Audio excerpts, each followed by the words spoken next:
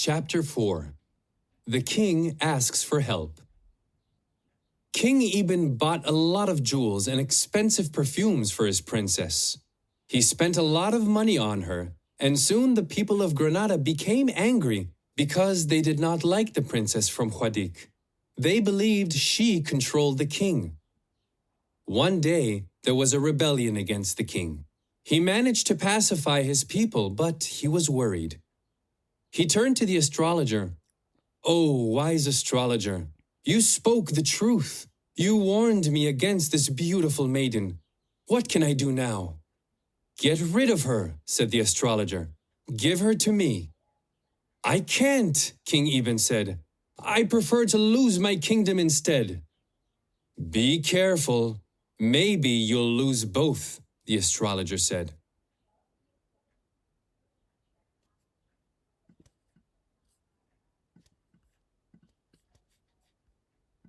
"Oh, please, think of a way to help me," begged the king. "And what will you give me as a reward?" asked Ibrahim immediately. "I'll give you anything you ask," replied the king impatiently. Then the astrologer told the king about the magic garden of Irem. This garden is a magic sanctuary. It's an invisible place. Only people with magic powers can find it. I can make a paradise like this for you, and you can live there with your maiden, and your people won't find you. Chapter 5. The Magic Garden. The king was excited. "Build this garden for me, and I'll give you half my kingdom," he exclaimed. But the astrologer did not want half the kingdom.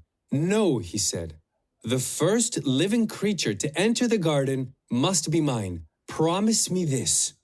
The king agreed. Then the astrologer built a magic garden on top of the hill, above his cave. It was a beautiful, exotic garden, and it was invisible. "I've finally finished the garden," said the astrologer to the king one day. "It's one of the most beautiful gardens in the world. A paradise like the magic garden of Irem.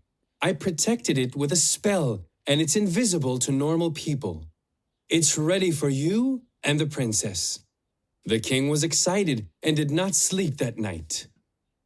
Early the next morning, the king, the princess, and the astrologer went to see the magic garden. They rode on white horses. At the entrance, the astrologer pointed to a mysterious hand and key on the wall. "I carved these. They are magic talismans," he explained.